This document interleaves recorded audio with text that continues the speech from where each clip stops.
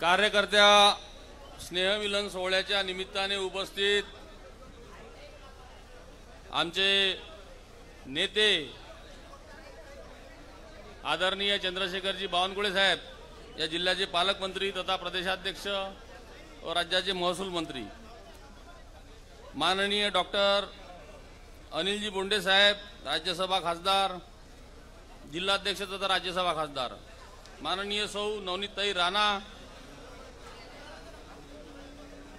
माननीय आमदार रविभाऊ राणा, माननीय आमदार राजेशभाऊ वानखळे, माननीय आमदार केवलरामजी काळे, उमेशभाऊ यावलकर, माननीय आमदार उमेशभाऊ यावलकर, माननीय आमदार प्रतापदादा अडसळ, माननीय आमदार प्रवीणभाऊ पोटे, माननीय प्रमोदभाऊ कोरडे, माननीय कुंदनजी यादव, रुपेशजी ढेपे, विशालजी काकड, शंकरजी मालखेडे, हर्षलजी धुळे, आनंद उर्फ टिकोजी अहिर, रमेशजी तायवाळे, समीरजी हावरे, सुधीरजी रसे, सौ नैनाताई जोशी, डॉक्टर वनश्रीताई देशपांडे, विनीताई धर्मा, रमेश काका Malge, Ashokdada Bansod, Shyamraoji Dakre, Mamrajji Verma, Pannalalji Agrawal, Manoharlalji Gidwani, Muralibhau Makole, doctor Vijayji Rom, doctor Kamalji Agrawal, Jivatramji Daulatani, doctor Omprakashji Bora, doctor Sharadji Adoni, doctor Prabhuji Jawanjal, Abhayji Matne, Sunilji Khanjole, Ajayji Agrawal, Vijayrao Wadnerkar, Manishji Agrawal, Ravindraji Gawai, Upendraji Basle, Balasaheb सोनार, बाळासाहेब वानखळे, त्यानंतर बादलजी कुलकर्णी, प्रदेशाचे नितीनभाऊ गुडदे, संगीताताई शिंदे, त्यानंतर उपविभागीय अधिकारी तहसीलदार साहेब, त्यानंतर गटविकास अधिकारी, सर्व मंचावर उपस्थित सर्व मान्यवर साहेबांना घाई आहे। या मतदारसंघात साहेब 25 वर्षापासून कमळ नव्हतं आणि सगळीकडे वनवा पेटला होता आणि या मतदारसंघातील लोकांनी एक ठरवून ठेवलं होतं की यावेळेनं काही हो, कमळ या चिन्हाला निवडून आणायचं। परंतु 25 वर्षानंतर हा वनवास संपलेला आहे साहेब। प्रचंड हाल झाले लोकांचे, धुऱ्याच्या बाबतीत, पांधन रस्त्याच्या बाबतीत असो, सडकीच्या बाबतीत असो, अनेक गोष्टींनी या डॉक्टर साहेब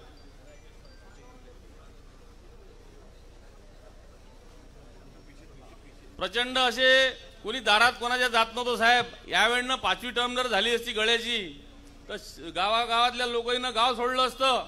अशा प्रकारची परिस्थिती या विधानसभा मतदारसंघात निर्माण झाली होती आणि सर्वांच्या सहकार्यानं नवनीतताई राणा असो, डॉक्टर अनिलजी बोंडे साहेब असो, आपण तर मला आशीर्वाद दिलेच होते शिरसगावच्या कसब्याच्या सभेत। तेव्हाच मला लक्षात आलं होतं की बहुतेक आपल्याला भेटते वाटते तिकीट आणि मी कामही तसं सुरू केलं होतं। अतिशय जिल्हा परिषद सदस्य असताना गटनेत्याची जबाबदारी आली, गटनेत्याची जबाबदारी आली असताना मी पूर्ण अमरावती जिल्ह्यातले कामं करत गेलो। म्हणजे मी 10 वाजता जात होतो साहेब, तर 5 वाजता मी जिल्हा परिषद मधून वापस येत होतो। कामं करत असताना वरुडचे असो, साहेब आमदार असताना सुद्धा काही जिल्हा परिषदचे कामं हे येत होते। प्रतापदादा नसताना धामणगावचे कामं येत होते, मी ते सोडवण्याचा प्रयत्न करत होतो। त्यानंतर मला पक्षाने संधी दिली सरचिटणीस व्हायची, त्या सरचिटणीचं मी सोनं केलं। त्याच्यानंतर डॉक्टर अनिलजी बोंडे साहेबांनी मला परत संधी दिली की विधानसभा प्रमुख केलं। विधानसभा प्रमुख तुम्ही सुद्धा केलं आणि विधानसभा प्रमुख केलं असताना मी मतदारसंघ बिंदून काढला, गावागावात गेलो, शाखा काढल्या किंवा लोक उभे केले आणि लोकांना थोडा विश्वास बसला की हा काहीतरी करू शकते गळ्या म्हणून। आणि तुम्ही तर मला संकेत दिलेच होते लोकसभेले आणि नवनीतताईचा प्रचार आम्ही खूप जोमाने केला आमच्या टीमनी, सगळ्या टीमनी।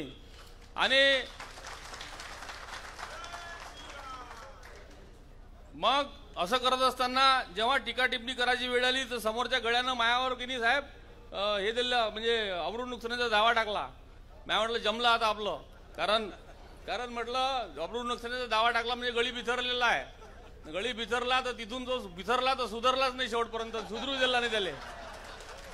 तर असं आहे, संधीचं सोनं करता आलं पाहिजे। माझ्या रूपानं हे संधीचं सोनं या मतदारसंघात मला करता आलं। ह्या लोकांच्या विश्वासास पात्र मी ठरलो। परंतु निवडून आल्यानंतर साहेब आता पाहू ना कसा काय करते तो। अधिकाऱ्याला हाताशी धरू दे. 25 वर्षापासून ग्रामसेवक पटवारी सगळे म्हणजे खाली जे होते ते सगळे त्यांच्या कार्यकाळात काम करणारे असल्यामुळं त्यांची सुद्धा मानसिकता थोडीशी चेंज करायला वेळ लागला मला. आणि अजूनही काही वृत्ती बदलायची वेळ आहे. पांढरण रस्त्याच्या बाबतीत मी मागे आहो साहेब, प्रामाणिकपणे कबूल करतो. परंतु मी कालच बैठकी घेतल्या. पांढरण रस्त्यात मी संपूर्ण मतदारसंघ पूर्ण केल्याशिवाय राहणार नाही हे तुमच्यासोबत मी तुमच्या आशीर्वादाने मी सांगू इच्छितो. त्याच्यानंतर फिनले मिलचा प्रश्न आहे साहेब. इथं फिनले मिलचा प्रश्न आहे, सर्वात महत्त्वाचा प्रश्न आहे. इथं 15-16 लोकांनी आत्महत्या केलेल्या आहे. नवनीत राणांनी एक मिटिंग लावली होती, बोंडे साहेबांनी एक मिटिंग लावली होती. तर ते एनटीसीला 21 कोटी दिले असताना ते एनटीसीच्या खात्यातून कामगाराचा पगार नाही साहेब अजूनही. तर तेही एक मुद्दा आपल्याला पाहावा लागते. अमरावती परतवाडा रोड तुम्ही सिरियस आहेच त्याच्या बाबतीत, तुम्ही वारंवार उल्लेख केला त्या गोष्टीचा. तुम्ही उल्लेख करा, तुम्ही जनतेला सांगाल, लोकांना सांगणारच आहे. परंतु आल्या निवडून आल्यानंतर साहेब काय करावं तर सांस्कृतिक किंवा खेळाच्या बाबतीत बैलाचा जंगी पट घेतला साहेब. बैरमची मोठी यात्रा भरते इथं, 1 महिन्याची असते ते. तर ते तशी यात्रा पाहू ना कशी सक्सेस होते पाहू. म्हणे मॅ सक्सेस करून दाखवली साहेब. खोटं वाटत असेल तर विचारून घ्या सगळे. आणि मी करतो ते डंक्याच्या तोडर करतो. आणि मी कोणासंगी पंगा घेतो साहेब या जिल्ह्यात, काही विषय नाही माया. फक्त तुमचा हात असला का मी काही करतो साहेब. तुमचा हात डोक्यावर असला का मी काही करतो साहेब, काळजीच करू नका तुम्ही. माझ्यावर विश्वास ठेवा 100%. आणि तुमचं नाक खाली कधी करू होऊ देणार नाही हे शब्द देतो तुम्हाला.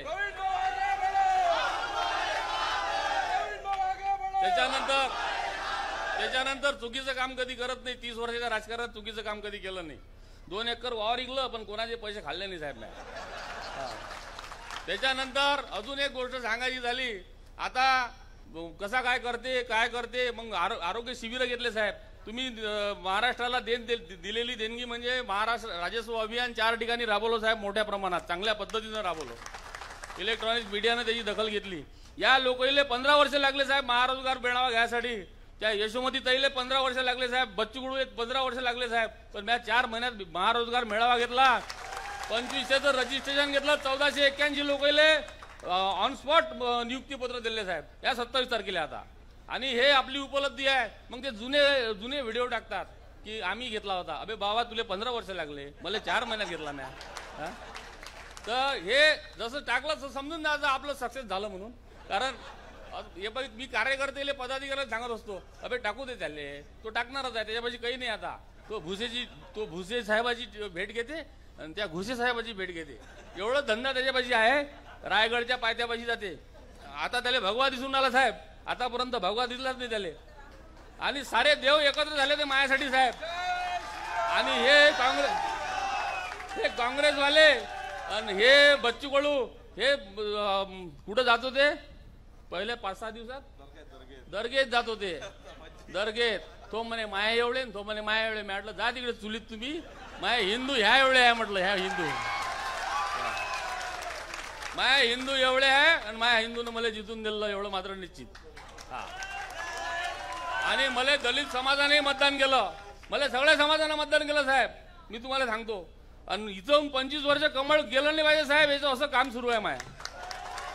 25 वर्ष कमळ गेलं. मला तिकीट द्या का नका देऊ तुम्ही पुढची, पण 25 वर्ष कमळ नाही गेलं पाहिजे इथून एवढं मात्र निश्चित. आणि तुम्ही इथं आला माझ्या वाढदिवस, मी फार छोटा माणूस आहे, पण तुम्ही आले हे मला लय बरं वाटलं. कारण कहून एका छोट्या आमदारासाठी तुम्ही हेलिकॉप्टरने आले साहेब. दुसरी गोष्ट साहेब अजून सांगायची गोष्ट झाली म्हणजे महत्वाचं, सर्वात महत्वाचं, ज्या रामदासजी आंबेडकरांच्या हस्ते माझा प्रवेश झाला या पक्षात 2013 साली प्रवेश झाला. त्यांनी मला मार्गदर्शन केलं. त्यांनी मला कसं काम करायचं, काय करायचं, कसं हे करायचं याचे धडे दिले साहेब. आणि त्या 1.25 महिन्याआधी भेटायला गेलो. अशी अतिशय दुःखद घटना घडली कालची. त्यांचं वय नव्हतं जास्त. लग्नातही गेलो असताना त्यानंतर मला म्हणे तुझ्या घरी मी जेवायला येईन म्हणे. बेसन भाकर आवडते म्हणे मला, तुझ्या घरी जेवायला येईन म्हणे. माझ्या घरचीले सांगून ठेवलं होतं बेसन भाकर चांगलं करतो गड्या. पण ते काही योग आले नाहीत त्याचे. आणि त्याची तब्येत बिघडल्यामुळं ते चेन्नईला त्यांचं दुःखद निधन झालं. मला वाटे आता कॅन्सल करावं म्हटलं, आपल्याला माहितीवर जायचं आहे. मी 6 वाजेपर्यंत स्तब्ध होतो. तुमचा फोन काही लागे नाही साहेब, तुम्ही विमानात होते. त्याच्यामुळं प्रवीण भाऊशी संपर्क केला असता मग म्हटलं की साहेबांनी म्हटलं म्हणे आपण कार्यक्रम करू.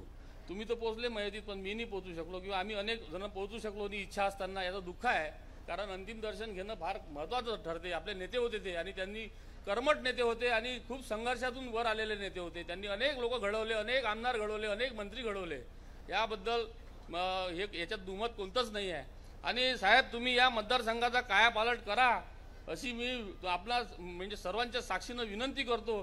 कारण आणि आमच्या अमरावती परतवाडा असो, भिल्ले मिल असो, उड्डाण पूल असो, शकुंतला ब्रॉडगेज असो, त्याच्यानंतर परतवाड्याचा बायपास असो, कारण मोठं शहर आहे साहेब, हे ऐतिहासिक शहर आहे, होणारा जिल्हा आहे पुढचा.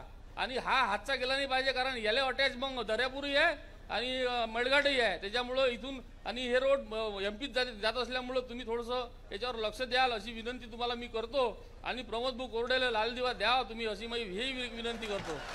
कारण कसं आहे, प्रमोद भाऊ कोरडेचं जरा म्हणजे ते म्हणते नाही तर मलाच माझ्या डोक्यावर लाल दिवा लावा लागेल, असं नाही झालं पाहिजे साहेब. म्हणून विनंती करतो, सगळ्यांच्या समोर करतो, आपलं खुल्लं कार्यक्रम आहे. त्याच्यामुळं म्हणजे समोरासमोर बोलतो आम्ही. तर म्हणून म्हटलं का थोडंसं मला डॉक्टर लोकांनी खूप सहकार्य केलं, सगळे लोकांनी सहकार्य केलं साहेब. ज्याचा यानं माझ्या चाय नाही पेले तेही मला सहकार्य केलं आणि खूप कष्ट घेतले. नवनीतताई राणा, बोंडे साहेबाची रणनीती, सगळेनं एवढे कष्ट घेतले साहेब का कसे माझ्या विरोधात 11 जण विरोधातही होते साहेब. तुम्ही मला फोन करून त्याला भेटला काय, मी भेटोच नाही त्याला, कहून का मला माहित होतं ते मला पाडू शकत नाही म्हणून. मला माहित होतं साहेब, डायरेक्ट सांगतो तुम्हाला, मी आज सांगतो, मी तुम्हाला हिंमत नाही सांगायची. आता मी स्टेजवर मला काय माहित काय झालं, मी बोलून राहिलो आणि तुमच्या समोर मी बोलतही नाही साहेब, पहा तुम्ही. नाही तर असं आहे, म्हटलं दादा जे होईन ते होईन. आता साहेबाला मी बॉल टाकले ते क्रिकेटचे, साहेब बोल्ड होता वाचले.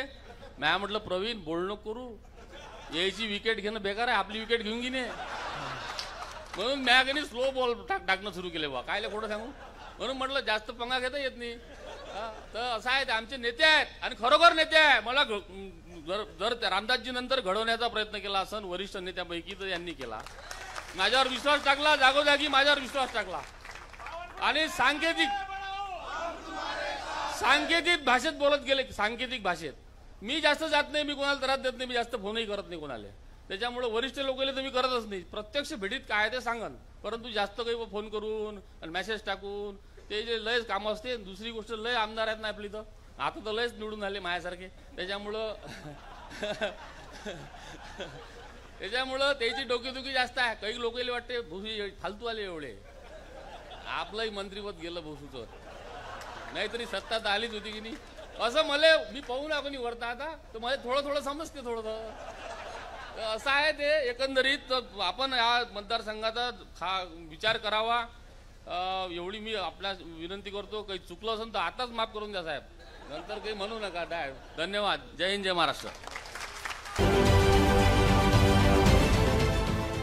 देश विदेशातील प्रत्येक घडामोडींचे लाईव्ह अपडेट मिळवण्यासाठी आता साम टीव्हीच्या सर्व सोशल मीडिया प्लॅटफॉर्मला लाईक, फॉलो आणि सबस्क्राईब करा. तसंच सर्व नोटिफिकेशनसाठी बेल आयकॉन प्रेस करायला विसरू नका.